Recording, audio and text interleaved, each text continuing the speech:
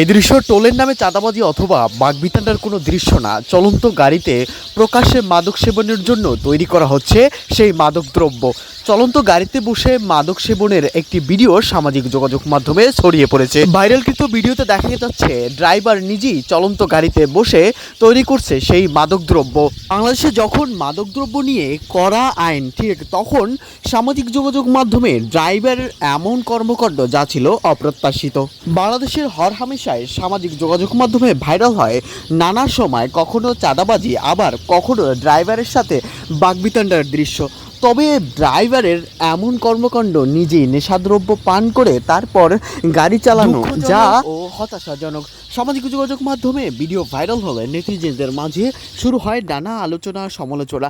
কেউ কেউ বলেন গাড়ি অ্যাক্সিডেন্টের জন্য বিশেষ করে দায়ী হয় এই ড্রাইভাররা। তারা নেশাদ্রব্য পান করে তারপর গাড়ি চালায়, যার মাধ্যমেই হরহামেশায় বিভিন্ন স্থানে দেখা যায় গাড়ি অ্যাক্সিডেন্ট। কেউ বলেন এ বিষয়ে দ্রুতই গুরুত্বপূর্ণ পদক্ষেপ গ্রহণ করতে হবে ড্রাইভারদের বিরুদ্ধে।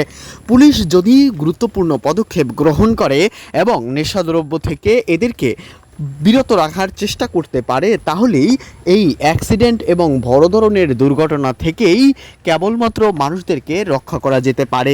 তাছাড়া এভাবে প্রকাশ্যে যদি সে নেশাদ্রব্য পান করে ড্রাইভিং করে তাহলে সমাজের জন্য যেমন ক্ষতিকর হবে, অপরদিকে বাংলাদেশের জন্য খুব হুমকি স্বরূপ হিসাবে দেখা যাবে।